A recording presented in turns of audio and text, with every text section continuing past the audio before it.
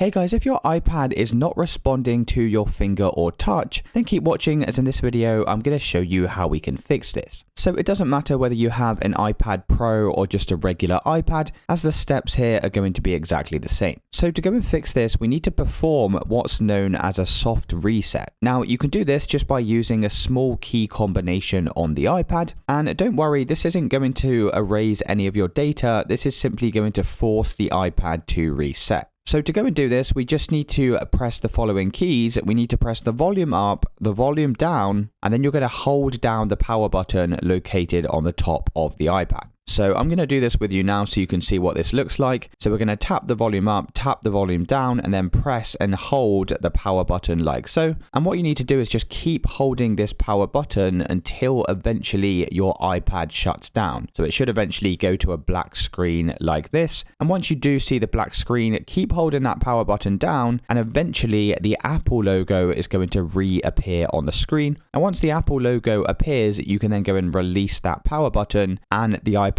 going to restart itself, and that should now solve that issue. So that's it guys. If you did find this video helpful, then let me know in the comments and I'll see you in the next one.